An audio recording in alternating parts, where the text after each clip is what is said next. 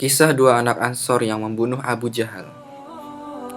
Sayyidina Abdurrahman bin Auf radhiyallahu anhu adalah seorang sahabat yang terkenal. Ia berkata, dalam perang Badar, ketika aku sedang berdiri dalam barisan perang, kulihat di samping kanan dan kiriku ada dua anak Ansor.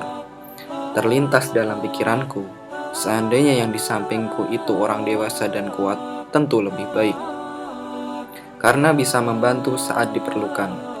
Namun, yang kini ada di sampingku dua anak kecil. Bagaimana mungkin mereka dapat membantuku?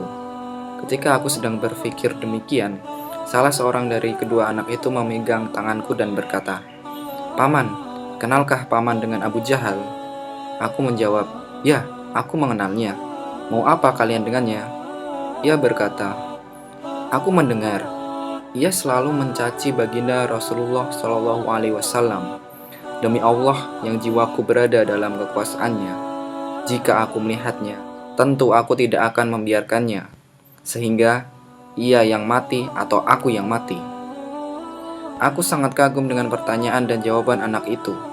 Anak yang kedua pun bertanya dan menjawab seperti anak yang pertama. Tanpa sengaja terlihat olehku Abu Jahal sedang berkeliling mengatur pasukannya. Aku berkata kepada kedua anak itu, "Lihat, orang yang kalian tanyakan sedang berjalan." Mendengar ucapanku, kedua anak itu langsung melompat sambil menghunus pedangnya menyerang Abu Jahal, sehingga Abu Jahal dapat mereka jatuhkan. Hadis riwayat Bukhari. Faidah dari cerita ini adalah, kedua anak itu adalah Sayyidina Mu'adz bin Amr bin Jamuah dan Sayyidina Mu'adz bin Affan radhiyallahu anhum. Sayyidina Mu'adz bin Amr radhiyallahu anhum berkata, "Aku mendengar bahwa tidak ada orang yang dapat membunuh Abu Jahal. Ia dijaga dengan sangat ketat. Sejak saat itu, aku berpikir akulah yang akan membunuhnya." Kedua anak itu berjalan kaki, sedangkan Abu Jahal mengendarai kuda.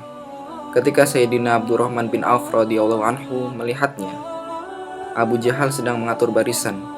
Kedua anak itu berlari mendekati Abu Jahal.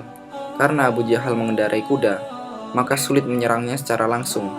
Oleh karena itu, salah seorang anak itu menyerang kuda Abu Jahal, dan yang lain menyerang kaki Abu Jahal. Dengan serangan itu, kuda pun terjatuh dan Abu Jahal pun terjatuh. Kedua sahabat kecil itu meninggalkan Abu Jahal dalam keadaan menggelepar tidak dapat berdiri. Kemudian saudara mereka, Sayyidina Muawiz bin Affan radhiyallahu anhu pun datang. Karena khawatir Abu Jahal akan bangun dan lari, ia melumpuhkannya. Saat itu Abu Jahal belum terbunuh. Lalu datanglah Sayyidina Abdullah bin Mas'ud radhiyallahu anhu yang langsung memenggal kepala Abu Jahal. Sayyidina Mu'adz bin Amr radhiyallahu anhu berkata, "Ketika aku menyerang kaki Abu Jahal, anaknya Ikrimah sedang bersamanya. Ia menyerang pundakku sehingga tanganku nyaris terputus. Hanya tersisa sedikit kulit." Dari kitab Usudul Khobah. Kugantungkan tanganku di punggung, dan selama seharian penuh aku berjuang dengan satu tangan saja. Ketika tangan itu mulai terasa mengganggu gerakanku, kuinjak dan kutarik dengan kuat hingga putus, lalu kubuang. Dari kitab Khomis.